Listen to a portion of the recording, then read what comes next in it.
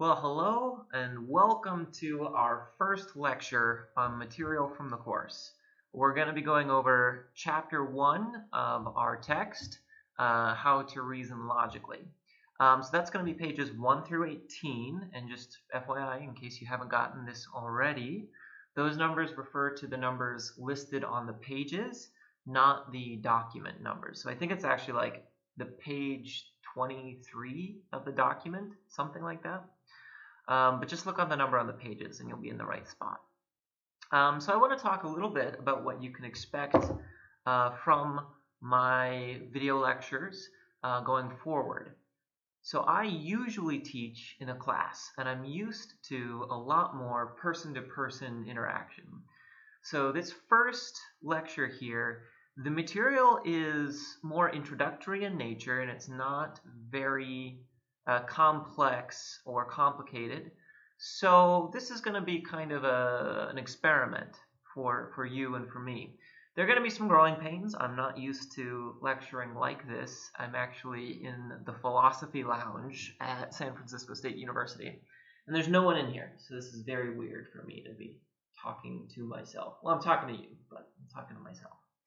But we'll see how things go. If you want me to be just more to the point, go ahead and let me know in comments on the iLearn forum.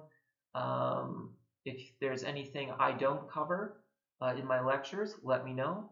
So I'm not going to go over everything in the lectures, and some things on my slides are not going to be, I'm not going to go over everything from the text. I'm going to talk about things that I thought were important in the text, things that I thought were interesting. Hopefully, I will start your inquiry into this material.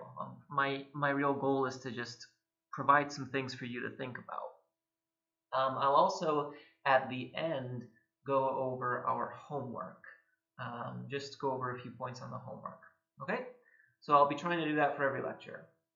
All right. Enough preamble. Let's get started. Okay. So, what are our goals for this lecture? What do I want you to get out of this first chapter? Well, the first thing I want us to do is to understand what the subject matter is. What is critical thinking? You go into math, you know you're going to be doing numbers. You're putting numbers together. You're figuring things out with numbers. You go into biology, you know you're going to be studying natural processes. You're going to be studying the science of life. Okay, great. What are you doing in critical thinking? So that's one goal, is to get comfortable with the subject matter, to get an idea of what you can expect in the next 5 weeks. We also want to develop an initial understanding of how to evaluate an argument. So I'm sort of giving it away already. That's what critical thinking is. We're evaluating arguments. This first chapter, we don't get too systematic. Dowden, the book's author, Dowden gives you general advice for looking at arguments, but I think that's still pretty good. These things are going to hold out throughout the entire week, and we are going to get more in-depth with our evaluation and critique of arguments, but if all you take away are these kind of general recommendations that Dowden gives you, well, you've got something. That's great. Okay, and then the last one, we're going to practice looking at, I say an argument, but we're going to look at both of the argument examples that he gives us. Okay? So, why do we form, why do I have this picture here? So in life, there are times when we want our people around us to agree with us about certain things. I believe something, and I want you to believe it too, right? And there are a lot of different ways I can get you to believe something. One way I can get you to at least accept a claim is if I threaten you. If I say, hey, what's 2 plus 2? And you say 4. And I say, no, it's not, it's 5. You say, what? No, it's 4. And if I threaten you physically, I say, you better agree with me that 2 plus 2 is 5, or I'm going to punch you out. I mean, maybe you would agree with me on that, right? So that's kind of an extreme example. But what I have here is an advertisement, right? Advertisers want you to believe certain things. They want you to believe that you should buy their product or that their product is something that you need. And they can do that in a lot of different ways. They can get you to believe something not through threatening you, but certainly through manipulating your psychology, right? So what I have down here, Colgate says 9 out of 10 dentists who tried Colgate, we're going to assume tried Colgate, would recommend it. Okay, awesome. What does that tell you? I mean, it looks pretty good. 9 out of 10, 90%. 90% of doctors recommend it. Great, that's fantastic. So if we look at that claim a little bit more, though, it's not as impressive as you might think. 9 out of 10 dentists. Dentists are doctors, right? Yeah, I think so. 9 out of 10 dentists who tried would recommend it. Well, so I'm not even going to talk about the difference between 9 out of 10 doctors would recommend instead of do recommend. I mean, that's a little weird. But I can recommend something without thinking that it's the best on the market. And I can recommend something without recommending it over something else. So Colgate is a name brand, right? It's like, what, $3.50 for a tube of Colgate? You could get an off-brand for, say, $2, much cheaper. The doctor might recommend that off-brand too. This ad doesn't tell you anything. But it's so... I'm going to make it bigger here so I can look at his... Look at that guy. That guy's healthy. He's got a smile. Looks like, oh, he's got a tie. You know, 9 out of 10. This is just positive information right here, right? It doesn't really have anything to do with the truth of whether or not you should buy Colgate or any other brand. So that's what critical thinking is going to help us do. Critical thinking is basically just argumentation. And what an argument does is it tries to get you from a premise, from some things that you believe in. We take these things for granted. This is true. And we try to get from there to a conclusion. If you agree with me that these premises are true, you should also agree with me that this conclusion is true, right? And what critical thinking is trying to do is to show you that that conclusion is true, okay? Now, I'm taking for granted that you care about having true beliefs, right? If you care about having true beliefs, critical thinking is, well, you need it. That is the way we're going to lump together all truth-finding evaluation. That's critical thinking. But if you don't care about the truth of your belief, then why not? Then you don't really need critical thinking, right? So are there any beliefs you might have or any claims that you might have accepted, or do you know anyone who has accepted a claim not because it's true, but for another reason? You know, what other reasons could you have for accepting something?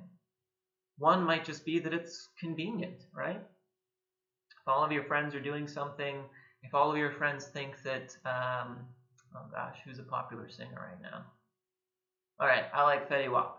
All right, so if you're in a group of people and they're all saying, wow, Fetty Wap is just fantastic, he's amazing, love his music, you might assent to that claim, not because you know who Fetty Wap is and not because you actually think he's the best artist out there, but just because it's easy for you to accept that.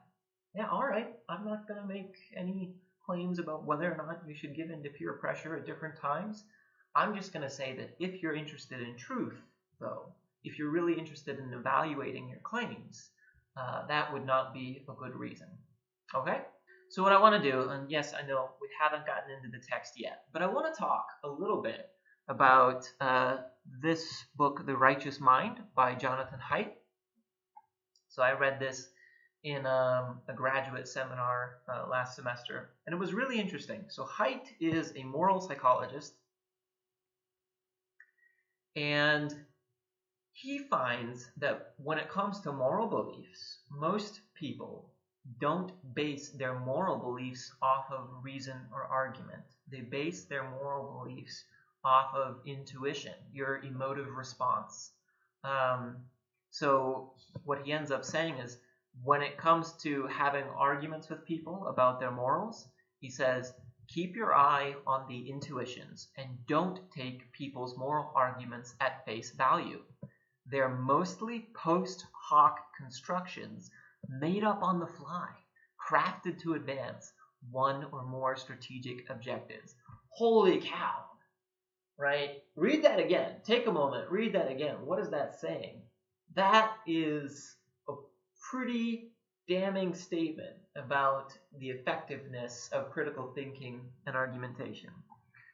And we have to give it to him. I mean, he did the research. He found most people are not persuaded by arguments. That means that most people aren't very concerned about what is probably true. All right? Now, I think most people think they're concerned about that, but we're oftentimes misled by our own intuitions, by our biases, by any number of things. So as a critical thinker, you're going to develop the skills to help identify which beliefs, claims are most likely true. Okay? That's our goal. Finding out what conclusions are probably true. Okay? So a little bit more here on the impact of your maybe implicit biases. So this was interesting here. These were two different experiments he did with some people. So he had a piece of paper that said, I, Spencer Baudet, sell my soul to Jonathan Haidt for the sum of $2. And at the bottom it had some remarks. This is in no way a legal contract. This can be ripped up after the exchange of the money. Right. So would you sign that? If one of my homework assignments was sell your soul to Spencer the instructor for an A+ in the class, would you do it? I mean, all you have to do is like write your name down on a paper that says you sold your soul. Something about that really rubs us the wrong way. And it's not just religious people. He found that atheists also were pretty unwilling to write their name on that paper. But why? So this is a sign of something about that just rubs us the wrong way internally. It's kind of hard to give a reason for that. Why wouldn't you do it? You just write your name on a paper and I give you $2. You didn't actually sell your soul, right? You can't sell your soul to me. That's just not something we can do. So why wouldn't you do it? You'd get free $2. I have to admit, yeah, that's kind of oogie. I don't like that. And the second one too. So they had a cup of orange juice, and they told the participants that they had dunked a beetle in the orange juice, a dead beetle. But the beetle had been sterilized. It was clean. And there was no debris from the beetle, right? They just dunked it in, out. No change to the juice. Would you take a sip? That one, yeah, I mean, I kind of don't want to. And for me personally too, I refuse to eat anything past the expiration date, right? If it says good until May 20th and today is May 19th, I'll eat it today, but I'm not eating it tomorrow, no matter how good it looks. But what reason can I give, right? If it's still good, I should eat it. All right, so these are a little silly. I say right here, these are relatively harmless examples. And we tend to have the opinion that when I'm making decisions for my own life, I don't need to provide you with a reason or justification. Okay, that's fair. But what happens if I make decisions that are going to affect you? Or if I want you to believe something with me? In that case, you've got to give me reasons. And now we're back into critical thinking, right? So if I not only believe that I shouldn't eat food past the expiration date, but you shouldn't also, I've got to be able to give you some good reasons, right? You might be thinking, Spencer, that's silly. These are general guidelines. The food can still be good past the expiration date. I'm not going to listen to you. I'm going to still eat it, right? Okay. And there's this last instance here. So this is an example of an implicit bias test. I'm sure you all have heard of these. So the way these tests work, they measure your reaction time for being able to determine whether or not a face is good or happy. And if your reaction times differ for, say, a white face and a black face, as we've got here, if you are quicker in being able to identify the white face as good than the black face, it shows that in your head, psychologically, blackness is somehow mentally, psychologically farther away from goodness. You have a slightly more negative association with the black face than you do with the white face. And that's well documented. We probably won't get into the social causes of that bias, but it is there. And I've got down here a citation for a study in which they found that, I believe this was New Jersey judges? I'm thinking New Jersey. It may have been national, I don't know. But they found that judges, both white and black judges, male and female judges, all of them seemed to have a bias against black males. So they gave them a rap sheet. Here's my rap sheet. The suspect these are the facts of the case. The only difference is that some of them got a black male suspect, and some of them got non-black male suspect.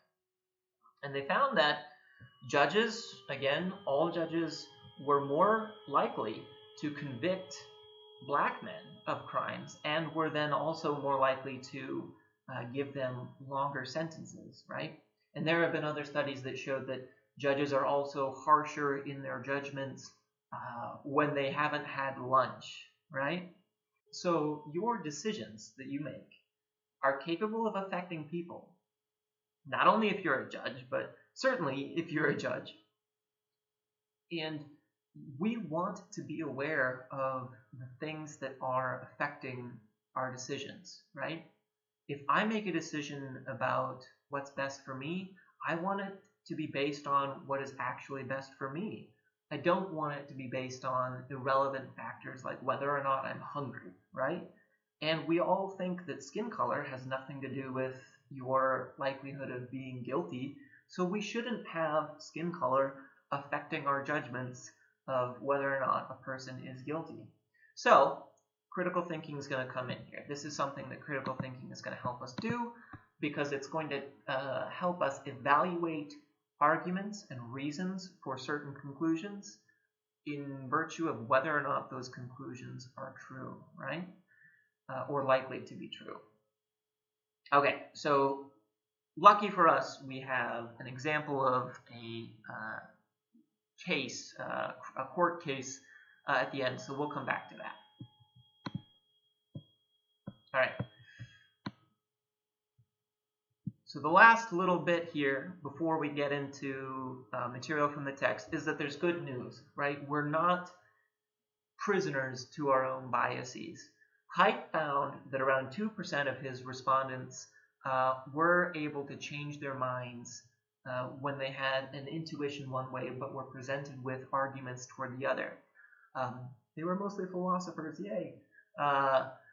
But anyway, so essentially it means that if you're used to basing your beliefs on arguments rather than intuitions, you're able to do so. So the more you practice, the more you are going to take control of what decisions you make and what beliefs you have. Instead of being kind of passively just having whatever beliefs and opinions are shunted onto you by circumstances. All right. They found that judges, once they were made aware of their bias, were able to consciously correct for it. And when they did the experiment a second time with the same judges, they were able to judge more fairly. And the rap sheets, that's probably not the right word, the cases were judged more equally. So, moving on to the text. So I want to look at the two examples of critical thinking that Dowden gives us and talk a little bit about how he criticizes and evaluates those examples and put in my own 2 cents as well. And hopefully this will engender some things that pop up in your mind. And if you have a question about it, if you say, oh, well, what about this? Spencer didn't say anything about this, then by all means, start a post on our forum, post a comment here, send me an email. I prefer the public versions, because that way other people can benefit from your questions. But anyway, okay, it's the Emilio Juanita example. There are your two friends, and the three of you are out hiking. You've been hiking for a day. You haven't seen anyone.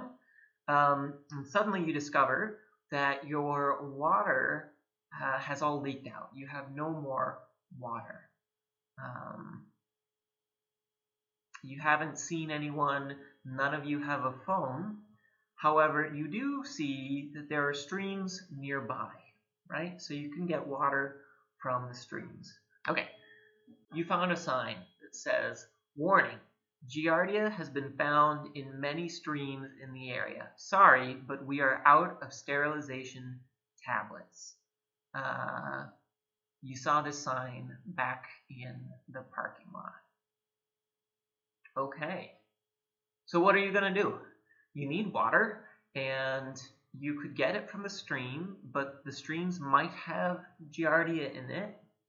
Should you go home? Should you keep hiking? How can you start to make this decision? What do you think? One thing I want to know is, what the heck is Giardia? I assume that since someone posted a sign about it, that it's worth knowing about, but I don't know what Giardia is. Luckily for us, Juanita tells us that Giardia is a microorganism and that it causes fever and diarrhea and other unpleasant symptoms. Okay, so we definitely don't want to drink the water as it is. Can we boil the water to sterilize it? That's the question. If we can boil the water and sterilize it, that way we'll be fine. We can keep hiking, right? So what should we do? Should we risk it? Cool. So is that problem solved? Well, we're not sure if boiling the water is going to kill Giardia. We don't know. None of us bothered to research Giardia before we went out. So we need to make a decision here. What sort of things are going to go through your mind at this moment? What should you do? Dowden suggests first that we look for an expert to tell us whether or not Giardia would be killed by boiling our water. What kind of expert could tell us that? Who would be the expert who could tell us that? Well, I guess maybe like a microbiologist could tell us that, but good luck finding a microbiologist out in the woods. Is there any expert we can expect to find out in the woods? A ranger. If a ranger told us that Giardia would be killed by boiling the water, would you believe the ranger? Yeah, I would too. I would. And I would believe the ranger because I take the ranger to be an expert. I would think that a ranger has studied at least a little bit and has learned what microorganisms can and can't be killed by boiling the water, right? If my 3-year-old little brother, I don't have a little brother, if my 3-year-old little nephew told me that boiling the water would make it okay, should I believe him? Would you believe him? Probably not, right? My 3-year-old nephew is not an expert on much of anything. He's getting good at Pokemon now, but certainly not an expert on microorganisms, right? So one way in which we can proceed is by seeking out experts, right? Okay, so that's an option. I have two arguments here, but actually I guess there's a third argument one could make to try and find an expert. Okay, so let's look at Juanita's argument, right? She says that since rangers posted that sign, boiling the water probably wouldn't sterilize it. What do you guys think about that? Does that sound reasonable? I'm not sure. So I actually don't know much about rangers, so I can't really answer that. one of the pieces of information, so we just found out, seeking expert advice is something you should do to evaluate arguments. Another important thing to keep in mind when evaluating arguments is background knowledge. Honestly, when I first read this argument from, right, here it is, from Juanita, I was like, yeah, that sounds good to me. Let's go home. I don't want to stick around and risk getting that awful infection or whatever. But I don't know much about rangers, so I didn't know that that was actually probably not the case. So what Dowden ends up telling us is that if nothing works to kill Giardia, if nothing works to kill Giardia, or if boiling it doesn't work, the warning would probably have been more serious. You wouldn't have been allowed into the park, or at least you would have been warned in person. The sign said the station is out of sterilization tablets, implying that sterilizing the water will make it safe. Safe in what sense? Sterilizing means killing or removing all the organisms, but not necessarily all the harmful chemicals. All right, well, we already know it's not a chemical, it's a microorganism. So, boom, it's like, oh, okay, that makes total sense. I found that Dowden was able to analyze that argument better than I could, because Dowden knew more about sterilization and knew more about the behavior of rangers than I did. So this is a second important bit of information to log away. You need to make sure that the people you're having arguments with have access to the same, or at least relevant, background information. I would not have been able to make a good decision under those circumstances. What about Emilio's argument here? Let's look at that real quick. All right, he starts out with the idea that if Giardia is poisonous, it would kill the life in the stream. There is life in the stream, so Giardia isn't poisonous. What do you guys make of this argument? Where does it go wrong? Spoiler alert, it goes wrong. One thing I want to point out is that the logic here is pretty good. Okay, so I'm going to make a new slide here. Okay. So Emilio's argument looks like this. If A, then not B. Okay? If Giardia is poisonous, then there is not going to be any life in the stream. Second idea. There is life in the stream. Therefore, not N. Therefore, Giardia isn't poisonous. This actually is a valid argument. The logic here is great. It's a good, it's a well-structured argument. However, and we'll learn that in the next chapter, and in the next couple of weeks we'll learn how to evaluate the logical structure of arguments. But as an argument overall, it doesn't work because one of its premises is not true. This premise, right? If Giardia is poisonous,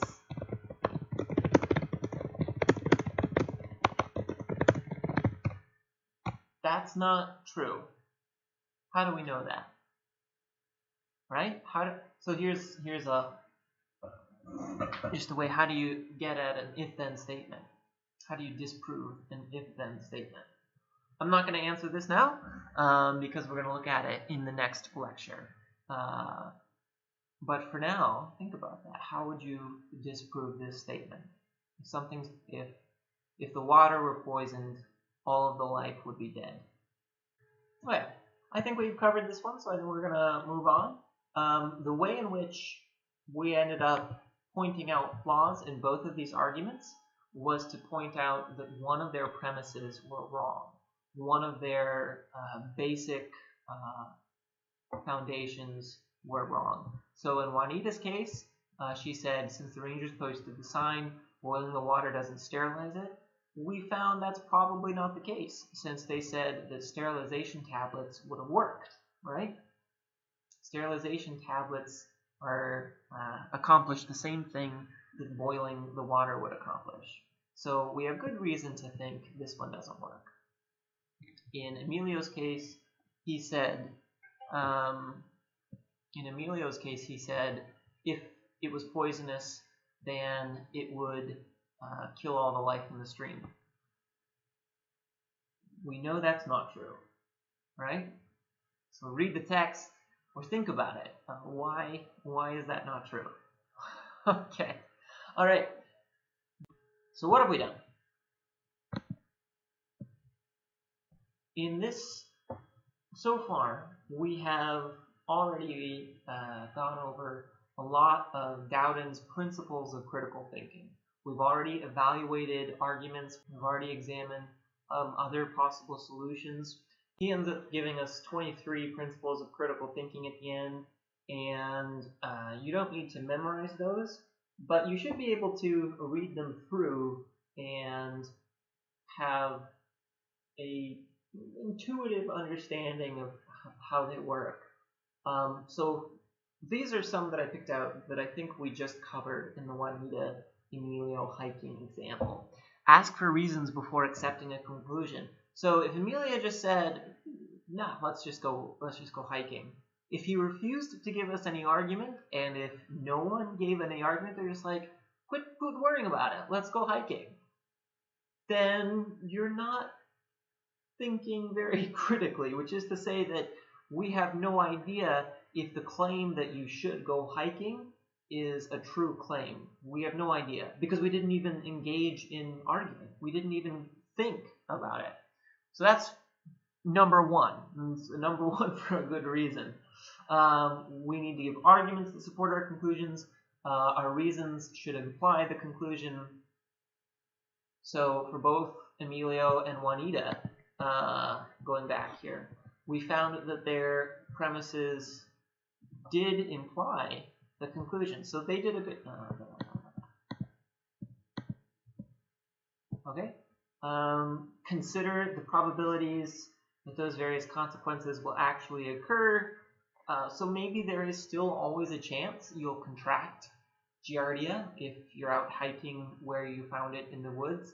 But as long as you sterilize your water, chances are pretty low. Like, you wouldn't have to run home every time there's a microorganism in the water because that would be every time, right? So there's a chance you'll always get sick, but maybe it's small enough that you feel comfortable. Use background knowledge, defer to experts, all great things. So again, what we've done is just a very casual analysis of their arguments, and what we're going to do in the future is a little bit more technical, okay, and involved.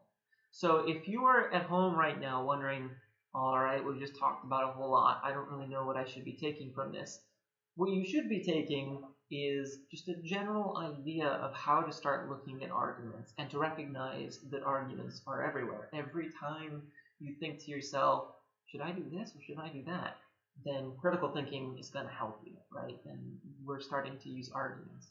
Okay, so this is one other thing I want to point out. Dowden used this, let's see, what phrase did he use?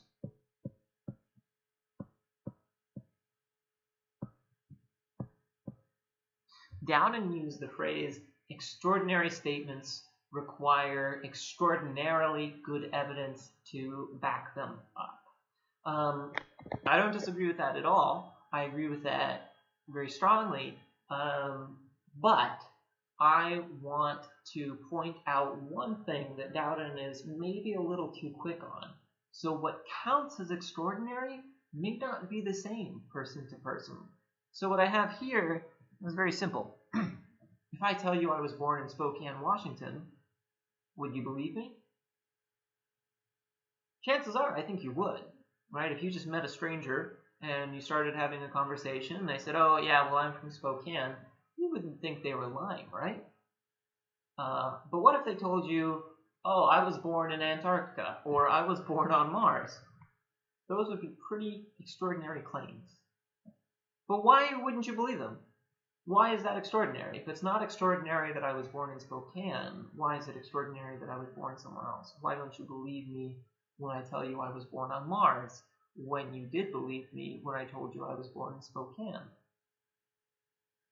So if I have a web of belief and you're telling me something that requires me to shift around all of my other beliefs in that web, it's going to take a lot of work. It's going to be really uncomfortable for me to do. You have to give me some strong reasons.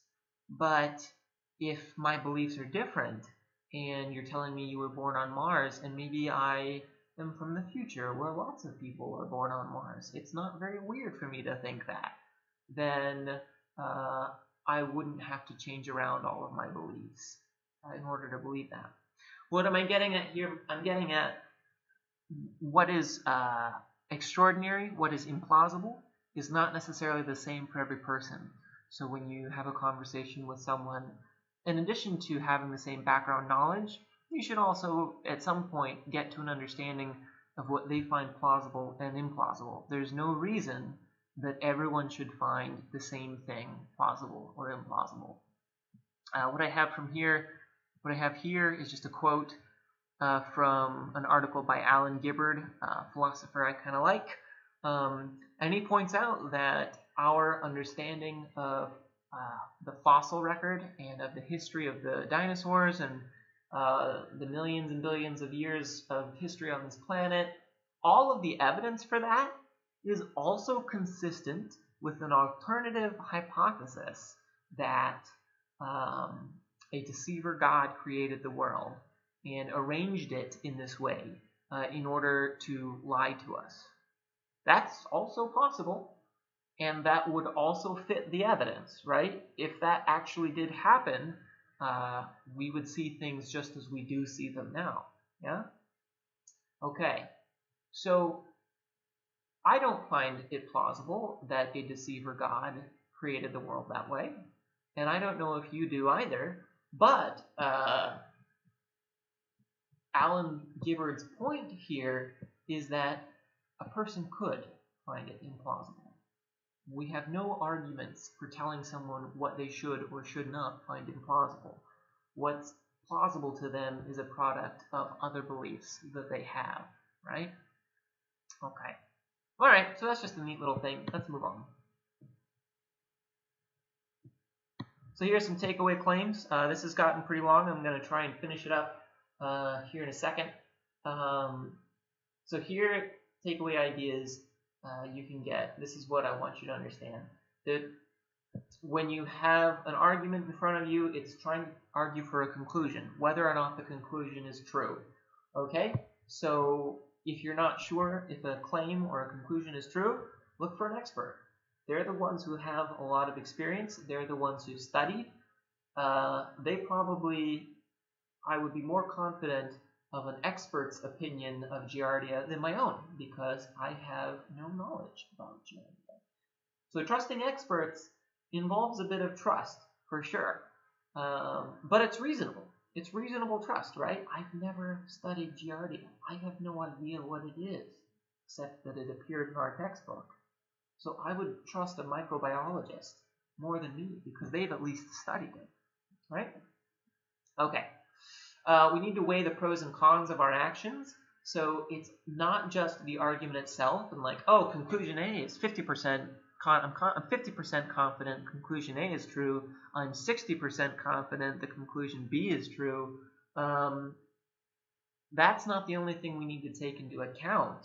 We also need to take into account the effects of A and B, the outcomes.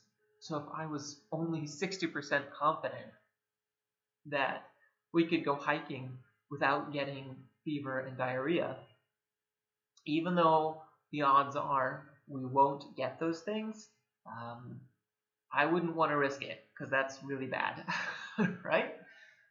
So to put it in another example, I study immigration philosophy, and when we're talking about the outcomes of different immigration policies, many people value and weight those outcomes differently. And that's something that we need to discuss before we can start evaluating arguments for or against restriction because if we don't agree on whether or not it's a good or bad thing to have more people and to have more foreigners in the U.S. or in any other country, we won't be able to really agree on policy. Okay, and we just covered these two. All right, so this is the last thing, our trial with Mayfield and the arguments presented by Jones and Dr. White. So here's all the facts that I could glean from the text. Only one witness. We'd never found the gun and the money, but the witness told us the crime was committed at 2. Mayfield, the suspect, is an alcoholic. He originally lied about being at the store. He was at the store. We do have evidence that he was at the store. According to the witness, the criminal ran off in the direction of the apartments in which Mayfield lives. Mayfield doesn't make eye contact is another one of our premises. It's something we can take for granted. The question is whether or not we can conclude that Mayfield committed the crime. So, what arguments were given here? Argument 1, Mayfield committed the robbery. What do you think was the argument that Jones gave? Oh, sorry, Dr. White. Dr. White gave that argument. Well, Dr. White's argument was primarily that he didn't like the look of Jones. Jones looked guilty. He lied about where he was in the first place. And he was there. Yeah. So it's not all just because he doesn't like the look of him. There is some real evidence. He was actually there when the crime was committed. So the question is, does that evidence prove that Mayfield committed the crime? We're going to go over proof in the next chapter, but the answer is no. It makes it more likely. Certainly Mayfield is more likely to be the criminal than you or me, because we were never there, but it's not proof that Mayfield was the criminal. Okay, so let's look at what Jones says right here. Now about that guilty look, guilty looks don't make you guilty. I can think of 10 reasons why he looks that way. The case against Mayfield isn't proven, at least not beyond a shadow of a doubt. Better that 5 robbers go free than 1 innocent person gets locked up. What do the rest of you think? So what Jones is doing right there is he's paying attention to the outcomes, right? So if we imagine that, let's say the odds are slightly in the favor of Mayfield being the criminal, let's say we're 60% confident that Mayfield did it, that's more confident than not, but it's a pretty big outcome, right? We would be putting 1 innocent person in prison, and in that case, we feel, or I hope we would feel, 60% is not strong enough to convict. And then we get Dr. White, that's just crap. Then we get Dr. White's response, that's just crap, he's guilty. Listen, you can't call the nice young white clerk a liar, it's Mayfield who's the liar. So, obviously, Dr. White has some biases working in his psychology. Oh, look at a bias right there. I said Dr. White is a he. I don't think we have any reason to think Dr. White is a he. My apologies. Anyway, we have Dr. White probably has some biases going on that are causing Dr. White to assume or conclude that Mayfield is the criminal that don't necessarily track truth, right? Racial bias doesn't necessarily track truth. In fact, it kind of doesn't at all. But anyway. Okay. So I'm not going to go over these extra bits because those are in the next chapter. What I want to do here in the last little bit of time is take a look at our homework. So I just want to go over a bit to let you know what you can expect. 1, 2, 3, and 4 just ask you some hypothetical information about the Emilio and Juanita situation, and they ask you to comment on the sort of reasons that might have been given. So, for instance, number 1, consider Emilio's reasons for drinking the untreated stream water. Suppose Emilio says, look, if the stream were poisonous, everything in it would be dead. There are water spiders and plants living in the stream. It's no death trap. Okay, so we already talked about, right? No, I hid that. We didn't talk about why that was a bad argument. I want you to find out why that's a bad argument. But anyway, which statement below best demonstrates the weakness of Emilio's argument in favor of drinking the water? Okay? So, answering this question will answer why that's a bad argument. I want you to think about that. So the other 4 are the same. So these are more just general questions on critical thinking. I'm asking you to explore arguments. So in your own words, what was wrong with Mr. Jones's or Dr. White's argument? If I tell you I was born in Spokane, Washington, would you believe me? Why?